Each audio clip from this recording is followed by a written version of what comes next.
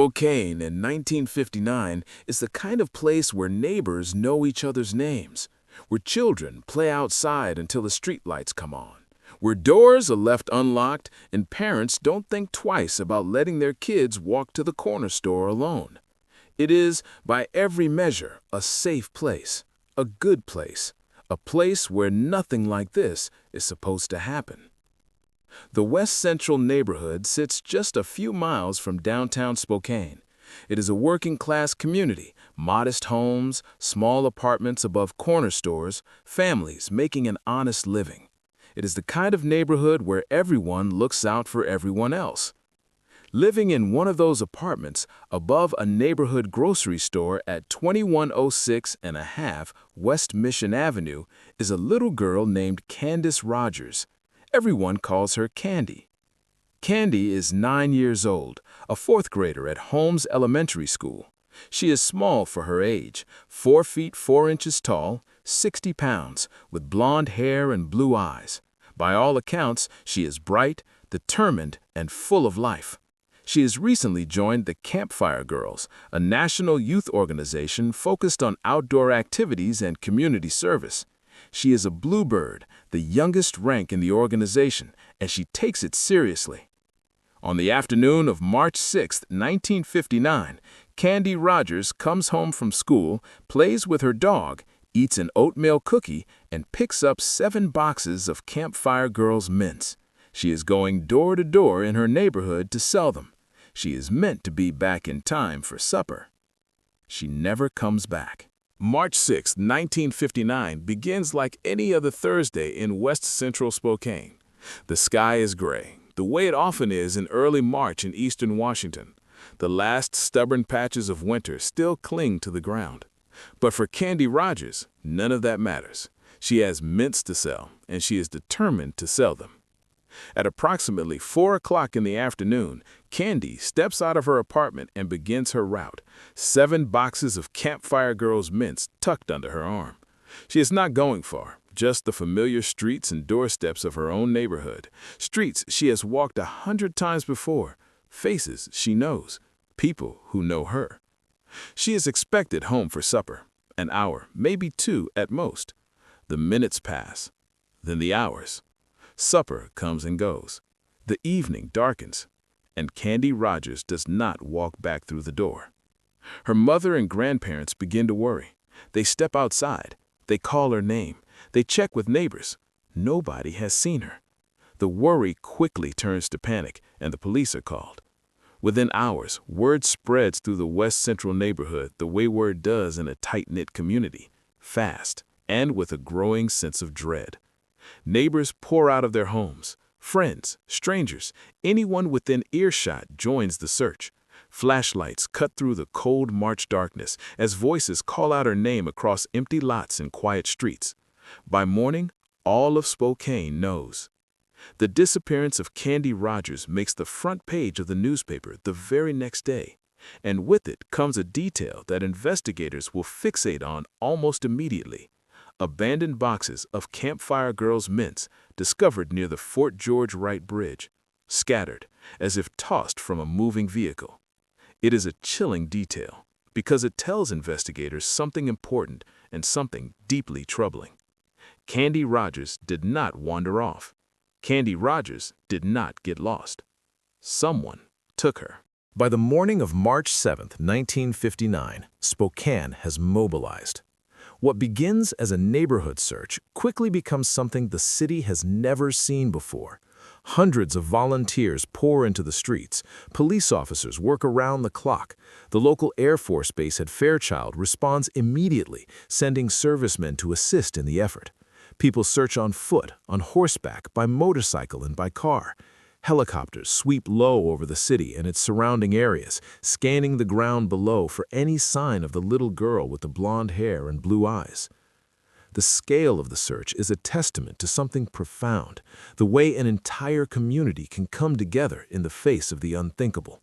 Spokane in 1959 is not a city of millions. It is a city of neighbors, and every single one of them wants Candy Rogers found. The search focuses heavily on North Pettit Drive, known today as Doomsday Hill, where the abandoned mint boxes were discovered near the Fort George Wright Bridge. The surrounding area is combed thoroughly. The Spokane River is searched. Fields, alleyways, vacant lots, nothing is left unchecked. But Candy is nowhere to be found. Then, tragedy strikes the search itself. One of the helicopters assisting in the effort, carrying 5 Fairchild Air Force servicemen, flies too low and clips a set of high-voltage electrical wires. The helicopter loses control and plunges into the Spokane River. 3 of the 5 men on board are killed. 3 men, dead, searching for one little girl. The grief of the city deepens. What had already been a desperate search now carries the weight of additional loss, and still there is no sign of Candy. Days pass, 1, 3, 5, a week. The search continues without pause, without rest, driven by the desperate hope that Candy Rogers might still be alive somewhere, that there might still be time. But as the days stretch on, that hope grows harder and harder to hold on to. Then, on March 21st, 15 days after Candy disappeared, 2 airmen from Fairchild Air Force Base are out hunting in a wooded area off Old Trails Road, approximately 7 miles northwest of Candy's home. Deep in the woods, near a rock quarry, they come across something that stops them cold. A pair of small girls' shoes, sitting near a tree, alone in the woods. They don't touch them. They don't disturb them. They return to base and they talk, turning the discovery over and over in their minds, unable to shake the feeling that those shoes belong to the little girl the whole city has been searching for. They report their findings to authorities that same evening. At first light the following morning, a search party descends on the area. They do not have to search for long. Within minutes, partially concealed beneath a shallow layer of pine needles and tree branches, carefully, deliberately hidden, the body of Candy Rogers is found. She is lying approximately 130 feet off Old Trails Road, 7 miles from the apartment where she kissed her mother goodbye and picked up her boxes of mints 16 days earlier. She is still wearing her Campfire Girls uniform. The search for Candy Rogers is over.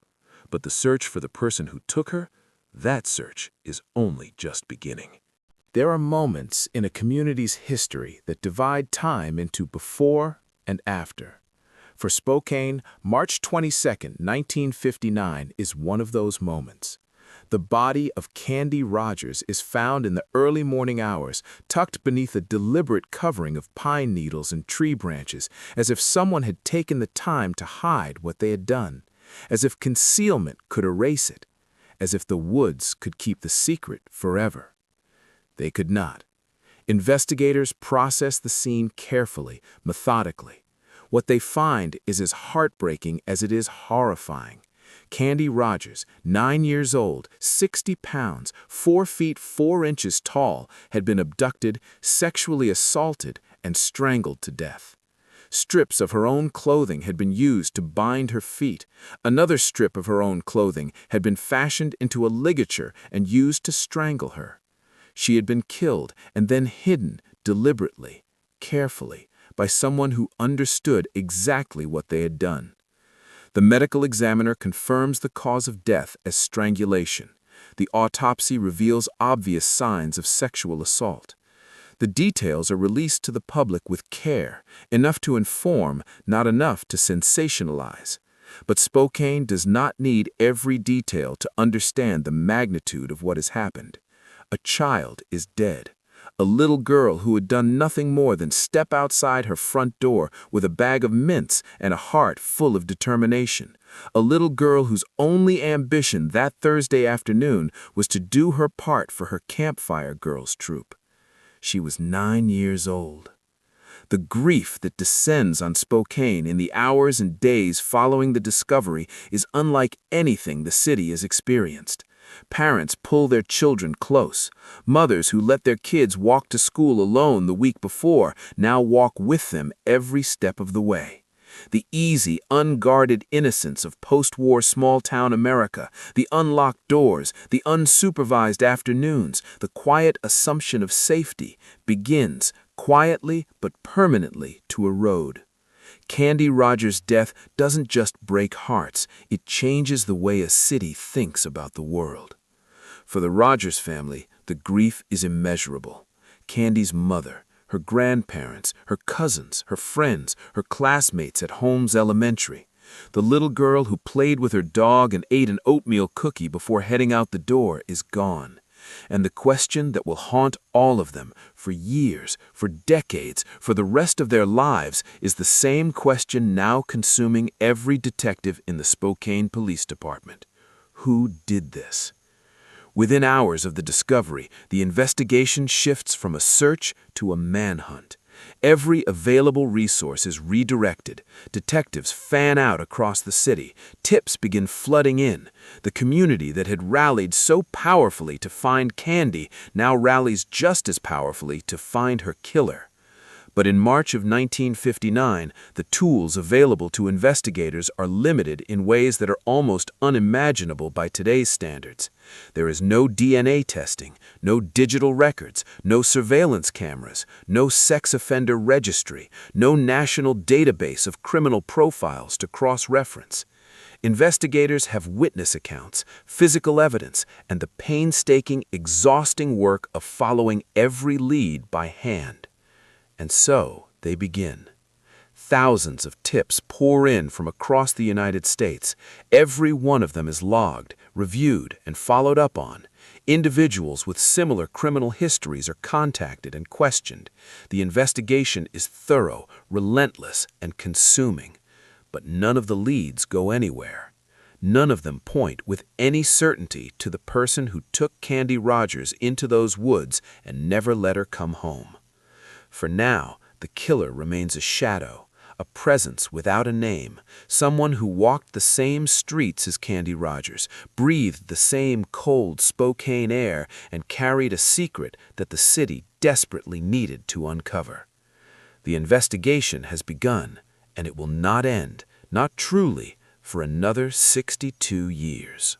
In the weeks and months following the discovery of Candy Rogers, the Spokane Police Department throws everything it has at the case, and in 1959, everything it has is considerable.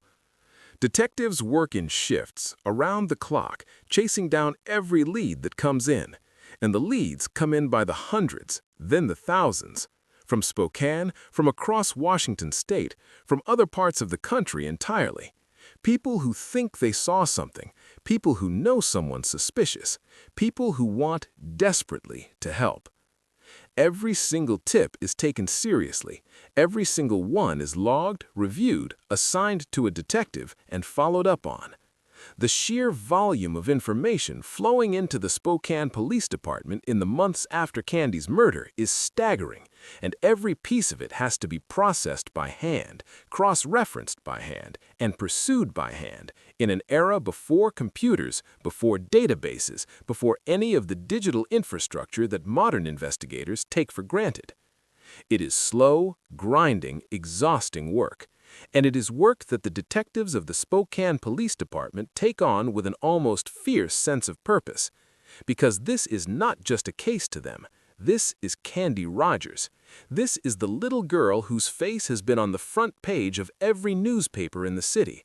This is the child whose disappearance sent 3 Air Force servicemen to their deaths in the Spokane River. This is personal. For every detective who touches this case, it is deeply, unavoidably personal. Investigators focus their early attention on individuals with known criminal histories, particularly those with histories of violence against women and children.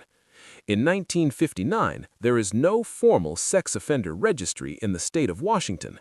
There is no centralized system for tracking individuals convicted of sexual crimes. But investigators work with what they have, reaching out to law enforcement agencies across the region, compiling lists of names, running them down one by one. They interview neighbors, they interview Candy's classmates, they interview everyone who lived on the route she was known to walk that evening. They reconstruct her movements in the hours before she disappeared, piecing together a timeline from witness accounts and the physical evidence left behind. The scattered mint boxes near the Fort George Wright Bridge, the shoes found 7 miles away in the woods off Old Trails Road. Someone saw something. Someone always sees something. The detectives believe this with every fiber of their professional instinct. But the witness accounts are frustratingly incomplete. The physical evidence, while preserved with remarkable care given the era, yields no immediate answers.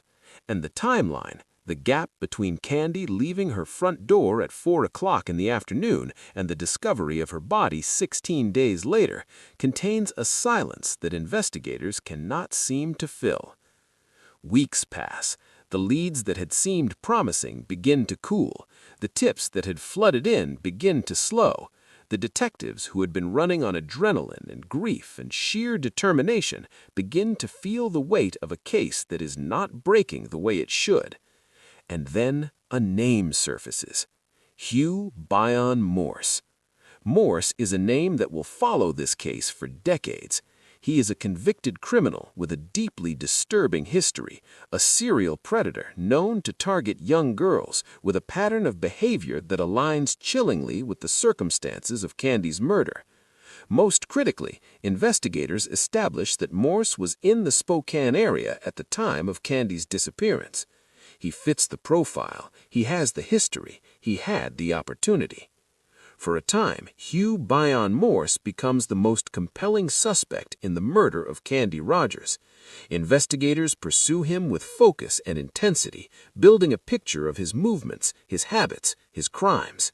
He is eventually serving a life sentence for 2 other homicides committed in 1959 and 1960, murders that took place in the same window of time as Candy's death. Everything about Hugh Morse says he could have done this. But saying someone could have done something and proving they did are 2 entirely different things.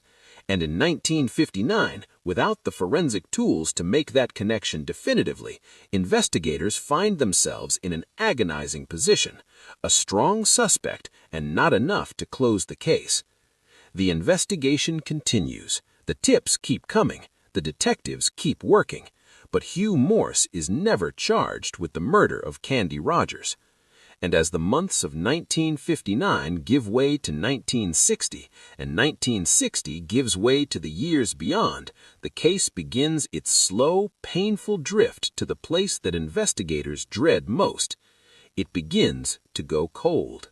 Time moves differently when a case goes cold. It does not stop. It does not disappear. It simply slows, stretching out across months and years and decades like a river that has lost its current, still moving, still present, but no longer with the force and urgency that once drove it forward. For the Spokane Police Department, the Candy Rogers case never truly goes cold in the way that some cases do, forgotten, filed away, left to gather dust in the back of an evidence room. The detectives who worked the case in 1959 make sure of that. Before they move on to other cases, to retirement, to the inevitable passage of their own careers, they do something that will prove 60 years later to be one of the most important things anyone ever does for Candy Rogers. They preserve the evidence. In 1959, with no way of knowing what forensic science would one day be capable of, the investigators who process the crime scene make a decision, careful, methodical, perhaps even instinctive, to preserve every piece of physical evidence they collect. The clothing, the trace evidence, every fiber, every sample, every fragment of the scene, packaged and stored with a diligence that, in hindsight, borders on extraordinary. They could not have known that DNA testing would one day exist. They could not have known that 60 years into the future, a laboratory in Texas would be able to extract a genetic profile from a degraded sample and use it to identify a killer. They simply knew that the evidence mattered, that it might matter someday in ways they could not yet imagine.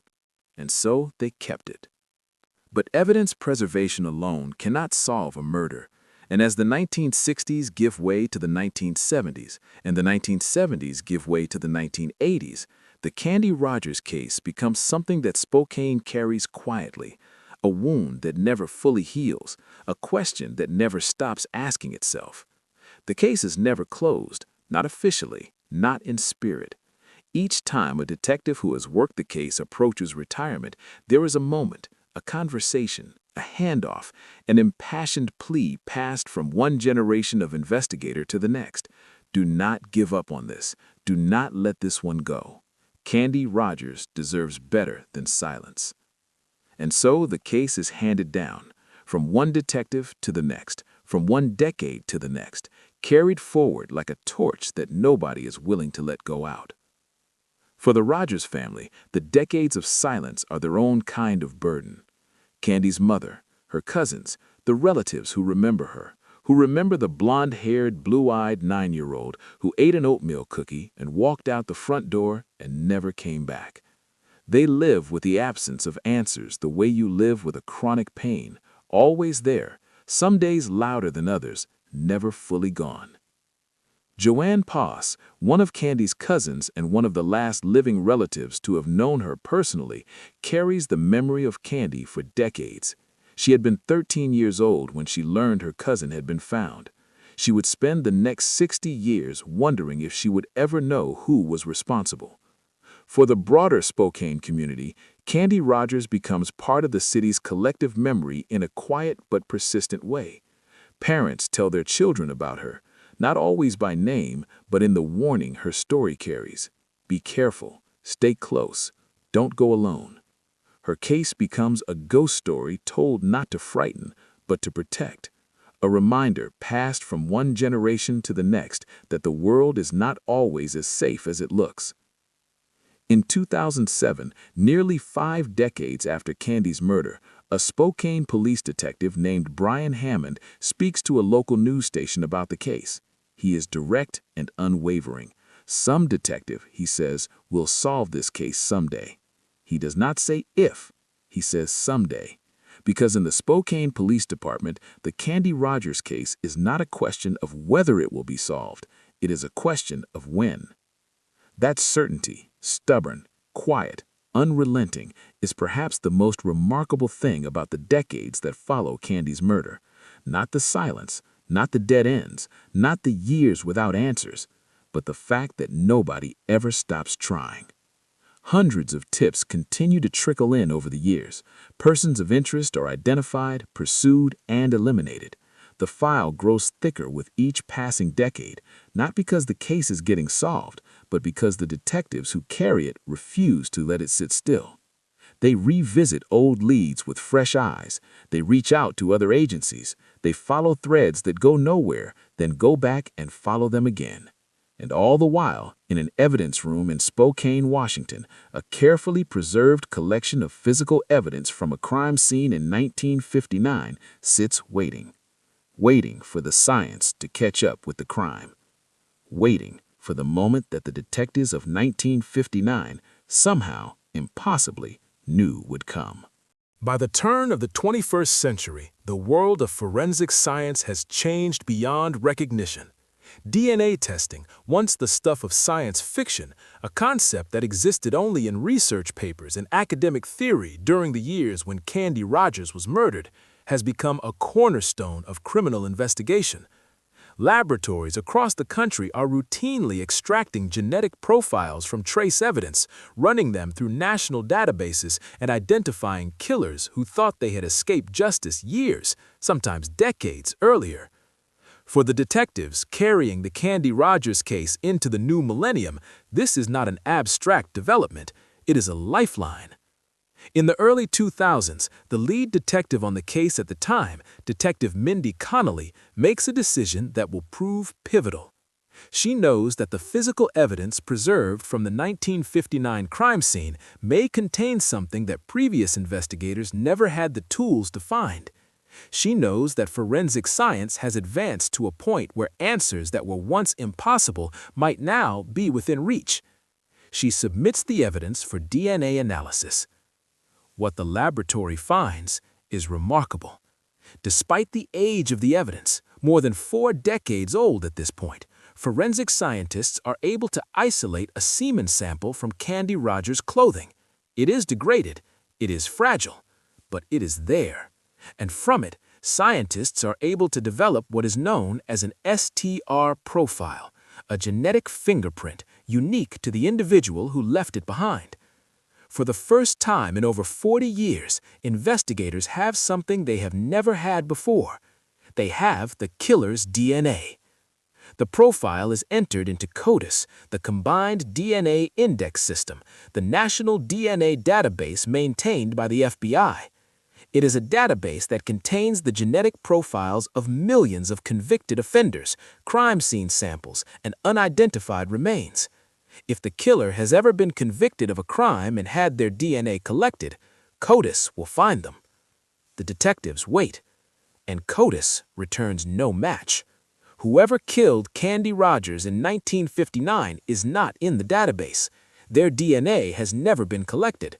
They have either never been convicted of a crime that required DNA sampling, or they have managed, somehow, to move through the decades without leaving a traceable genetic record in the system. It is a devastating near miss, the closest investigators have ever come to an answer, and still, the answer does not come. But the STR profile does something else that proves critically important. It gives investigators a tool they have never had before, the ability to definitively rule people out. And the first person they turn that tool on is Hugh Morse. Hugh Bion Morse, the serial predator who had haunted this case since the earliest days of the investigation, the man who had been in Spokane at the time of Candy's murder, the man who fit the profile so precisely that detectives had never been able to fully move past him, the man who was, by the early 2000s, serving a life sentence for 2 other homicides committed in 1959 and 1960. His DNA is tested against the profile extracted from Candy's clothing. It does not match.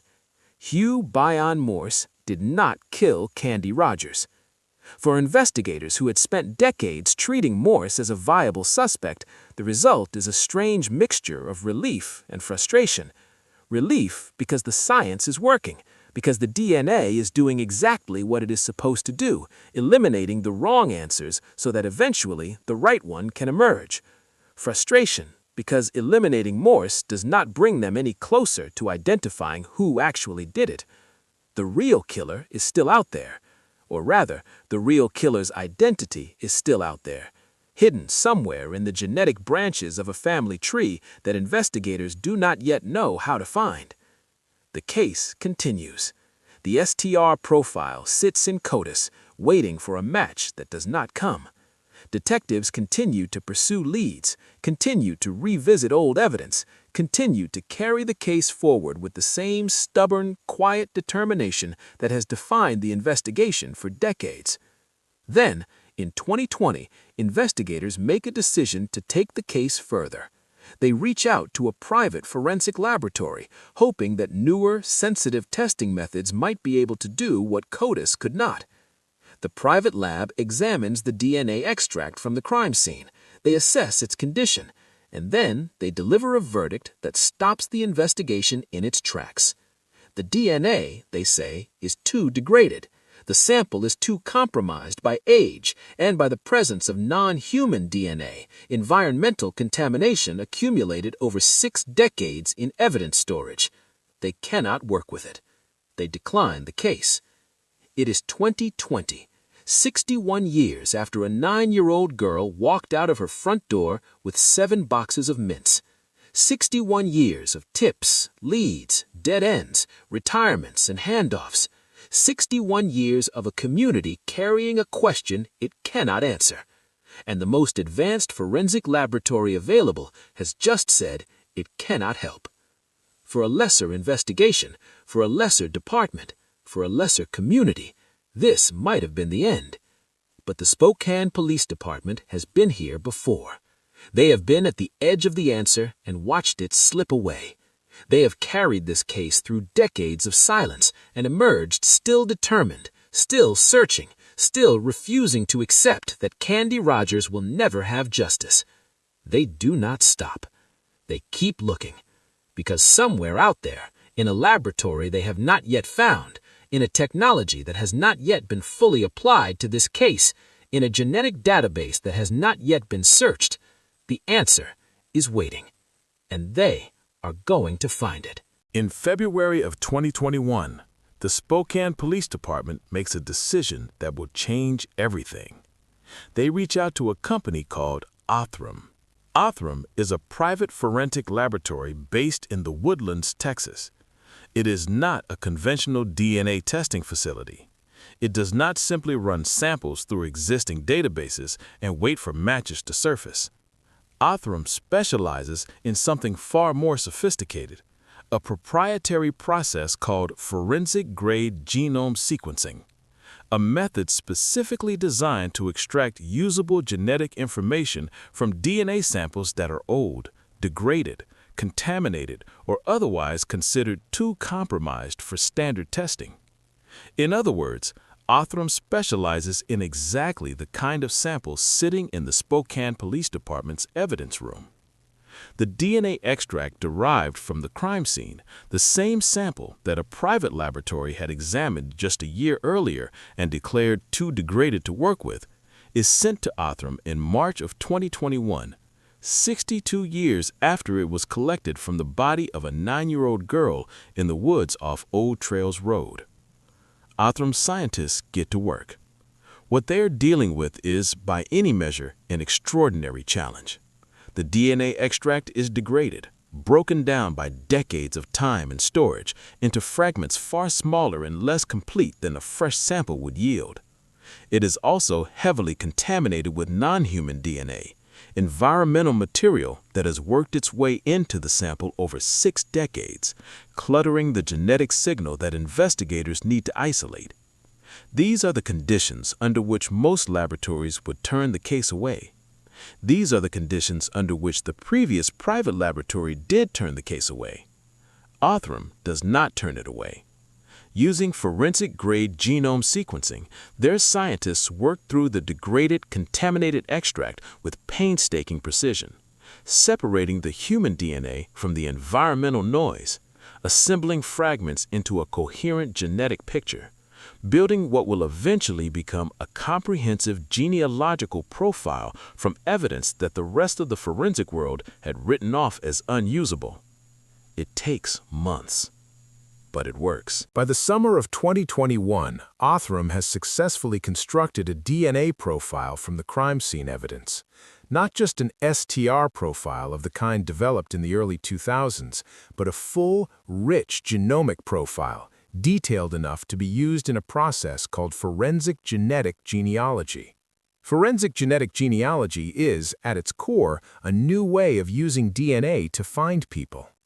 Rather than searching a database of convicted offenders for a direct match, the method CODIS uses, forensic genetic genealogy searches consumer genealogy databases for partial matches, distant relatives, third cousins, fourth cousins, people who share enough genetic material with the unknown subject to suggest a family connection, even if they themselves have never been in any criminal database. From those distant matches, genealogists build family trees, painstaking, branching, sprawling family trees, working forward through generations, cross-referencing names and dates and locations, narrowing the field of candidates until the identity of the unknown subject begins to emerge from the genetic noise. It is detective work of a different kind, patient, methodical, and extraordinarily powerful. Othram's genealogy team runs the newly constructed DNA profile through the available databases. The results come back pointing toward a family, a specific genetic line, and within that line, 3 brothers emerge as potential candidates, men whose DNA, as represented through the partial matches of their relatives, is consistent with the profile extracted from Candy Rogers' clothing. 3 brothers. One of them, or someone closely connected to them, is responsible for what happened in those woods in March of 1959. Investigators begin the process of narrowing the field. They examine each of the 3 brothers carefully, their histories, their locations, their lives. 2 of them can be accounted for and eliminated. The 3rd brother is different. His name is John Ray Hoff. And John Ray Hoff, investigators quickly discover, died by suicide in 1970. He has been dead for more than 50 years. He cannot be questioned, he cannot be arrested, he cannot be confronted with what he did. But his DNA, or rather the DNA of someone who shares his genetic material, can still speak for him. John Ray Hoff had a daughter. Investigators locate her and make contact. They explain the nature of the inquiry carefully, fully, with the gravity the moment deserves. They tell her that her father has emerged as a suspect in a 62-year-old cold case murder, that the DNA evidence points toward him, that they need her help to confirm what the science is suggesting. What happens next is one of the most quietly remarkable moments in this entire 62-year story. John Ray Hoff's daughter does not hesitate.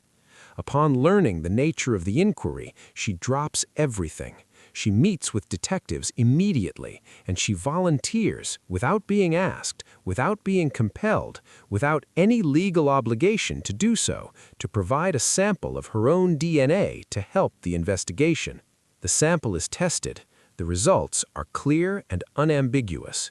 Her DNA is consistent with the genetic profile extracted from Candy Rogers' clothing. The relationship is confirmed. But investigators need more than consistency. They need certainty. They need the kind of certainty that can stand in front of a community and say, definitively, irrefutably, this is the person who killed Candy Rogers. There is only one way to get it. They are going to have to exhume John Ray Hoff's body. John Ray Hoff is born on August 11, 1938, in Spokane, Washington. He grows up on the 2500 block of West College Avenue, a few miles from the West Central neighborhood where Candy Rogers will one day live. He is, by the accounts of his early life, an unremarkable young man on the surface, a face in or out, a name in a school register, someone who passes through the ordinary rhythms of post-war American life without drawing particular attention to himself. But underneath that surface, something is deeply, irreparably wrong. At 17 years old, Hoff enlists in the United States Army. He is assigned to a Nike missiles site, part of the defensive network protecting Fairchild Air Force Base on the outskirts of Spokane. It is a position of responsibility, a uniform, a sense of structure and purpose. It does not last. Military records indicate that by the time Hoff leaves the Army, his conduct has deteriorated significantly. He is eventually declared a deserter and discharged, a young man who entered the military with some semblance of direction and emerged from it unmoored, volatile, and living back in the city where he grew up. On March 6, 1959, the day Candy Rogers steps out of her front door with 7 boxes of Campfire Girls Mints, John Ray Hoff is 20 years old. He is living at 2211 West Broadway Avenue in Spokane, approximately 1 mile south of Candy's home on West Mission Avenue. 1 mile.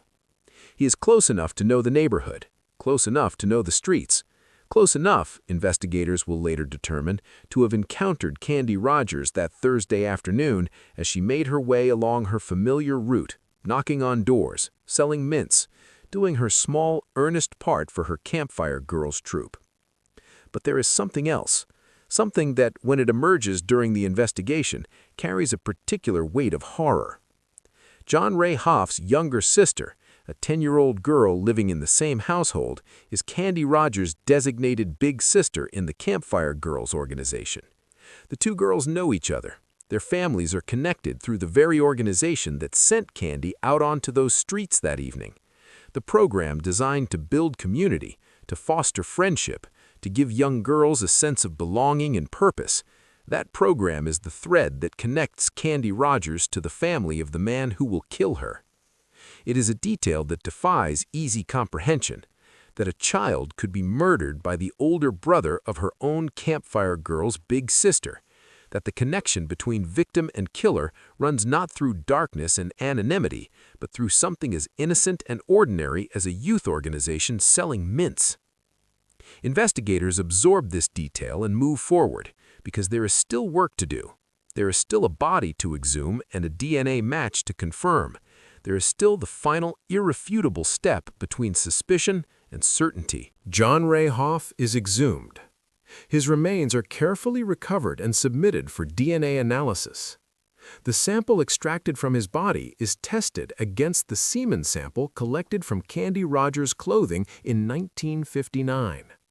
The sample that has been preserved through 6 decades of careful, diligent evidence storage. The sample that survived degradation, contamination, and the verdict of a laboratory that said it could not be used. The results come back. The match is confirmed. And the number attached to that confirmation is not a percentage. It is not a probability expressed in decimal points or statistical ranges. It is a number so vast it exists beyond the boundaries of ordinary human comprehension. It is 25 quintillion. The DNA extracted from Candy Rogers' clothing is 25 quintillion times more likely to have come from John Ray Hoff than from any unrelated individual. A number with 18 zeros behind it. A number that does not leave room for doubt. A number that does not leave room for anything except the truth. John Ray Hoff killed Candy Rogers. In the 2 years that follow his discharge from the Army and his murder of Candy Rogers, Hoff continues to move through Spokane as if nothing has happened. He sells cutlery door to door, a door-to-door salesman, moving through neighborhoods, knocking on doors, the same way Candy was doing when he took her. He works at Western Pine Lumber. He works at a meatpacking plant. He lives an ordinary life on the surface of things, the way people who carry terrible secrets sometimes do. In 1961, he is arrested for second-degree assault against a woman in Brown's Addition. He is convicted. He serves 6 months in jail. It is, as Detective Zach Stormont will later note, almost certainly not where a person like John Ray Hoff starts. The assault conviction is a window into a pattern of violence that began before Candy Rogers and continued after her. But it ends in 1970. On a date that is not publicly specified, at the age of 31, John Ray Hoff dies by suicide at his home in Spokane. He takes with him whatever confession he might have made, whatever explanation, however inadequate, he might have offered, whatever acknowledgement of what he did to a 9-year-old girl on a cold March evening in 1959. He takes all of it with him. But he does not take the DNA. He cannot take the DNA. And so, when the Spokane Police Department stands before the cameras on November 19, 2021, and announces to the world that the 62-year-old murder of Candace Elaine Rogers has been solved, when Detective Zach Stormont looks into those cameras and says the name John Ray Hoff out loud for the first time in a public forum, it is not just a press conference. It is a reckoning. It is 62 years of grief and determination and preservation and science and stubbornness and love. Love for a little girl, love for justice, love for the truth, finally arriving at the moment it was always moving toward. For Joanne Pass, Candy's cousin, the news arrives through a television broadcast. Within 15 minutes of hearing it, Detective Stormont himself is on the phone, apologizing that she found out through the news, telling her he did not know she existed, promising to come to her home that very day and walk her through everything. He spends more than 2 hours with her and her family, telling them the story, all of it, start to finish. For the detectives who spent their careers on this case, the ones who are still alive to hear the answer, and the ones who are not, November 19, 2021 is the day the torch they carried for so long is finally, permanently laid to rest. For Candy Rogers, it is justice. 62 years late, but justice nonetheless. Her killer has a name. His name is John Ray Hoff, and now the whole world knows it.